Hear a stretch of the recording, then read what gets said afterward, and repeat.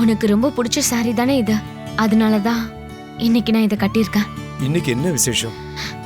சொல்றதுக்கு எனக்கு கொஞ்சம் வெக்கமா இருக்கு, நீ கேக்குறதுனால சொல்றேன். அப்படின்னு சொல்லு, கேக்குறேன். சொல்றதுக்கு என்ன இருக்கு, இன்னைக்கு ஃபார்மாலிட்டிக்காக என்ன பாக்குறதுக்காக வராங்க,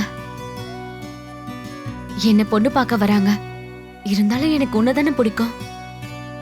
அப்புறம் வினய் இவ்வளவு மாடர்னா இருந்தும் கூட உன் பேர் என்ன, உனக்கு என்ன பிடிக்கும், உனக்கு எதுல இன்ட்ரெஸ்ட் இருக்குன்னு அந்த மாதிரி எந்த விஷயமும் அவன் என்கிட்ட கேட்கவே இல்லை.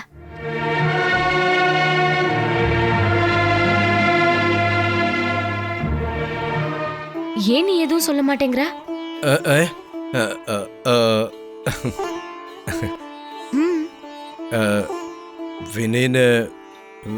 வினயனை பிடிச்சிருக்குல்ல, அப்படின்னா அவங்ககிட்ட சொல்லணும் பிடிச்சிருக்குன்னு. சொல்லலைன்னா அது அவனுக்கு புரியாம போயிடும்ல. ஆசைப்படுறது யாருக்கும் தெரியாம போக கூடாது. தெரியாம போயிடுச்சுன்னா அந்த தெரியாம போறது எல்லாமே நஷ்டமாயிடும். அப்புறம் திரும்ப எப்பவுமே திரும்ப கிடைக்காத நஷ்டமாயிடும்.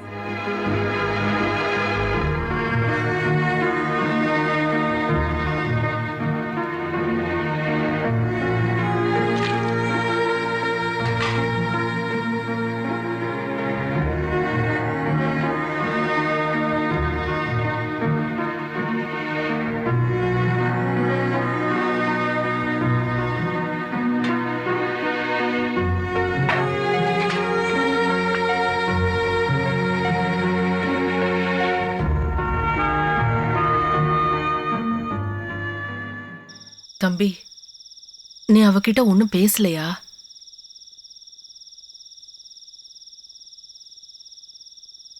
எல்லாம் மனசுக்குள்ளேயே இருந்தா ரொம்ப கஷ்டமா தான் இருக்கும். இது கூட தெரியாதா உனக்கு? முதல் அடிக்குதான் வலி இருக்கும். அடிச்ச இடத்துல திரும்ப திரும்ப அடிக்கும்போது பழக்கமாயிடும். புதுசா வலி எதுவும் இல்லை. போய் படுப்போ.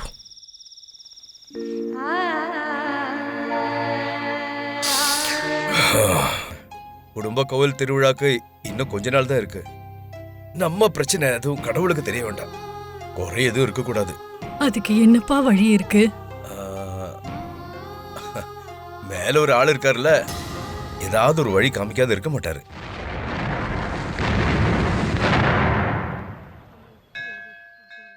வேலை அதிகமானதும் இங்க வரணுங்கிற எண்ணமெல்லாம் போயிடுச்சு, அப்படித்தானே?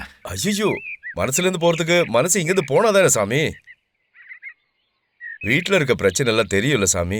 எவ்வளவு ஓடினாலும் ஓடி சேர மாட்டேங்குது. வேலை வேலைன்னு ஓடினா பத்தாது. இது இல்லைன்னா எதுவும் இல்லை, அதை ஞாபகம் வச்சுக்கோ. இல்ல குறை எதுவும் இல்லாம நான் பாத்துக்கிறேன்.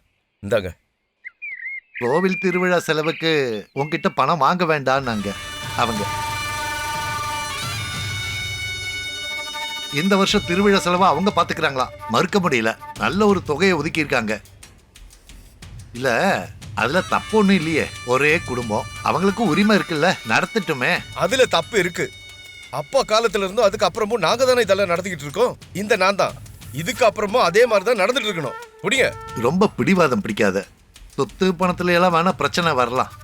கடவுள் விஷயத்துல இது வேணான்னு நினைக்கிறேன். இப்ப என்கிட்ட சொன்னது அந்த வீட்டுல இருக்கவங்க கிட்ட சொல்லிருக்கலாம்ல சாமி. இங்க பாருங்க, திருவிழா எப்பவும் போல நடக்கும். நான் நடத்துவேன்.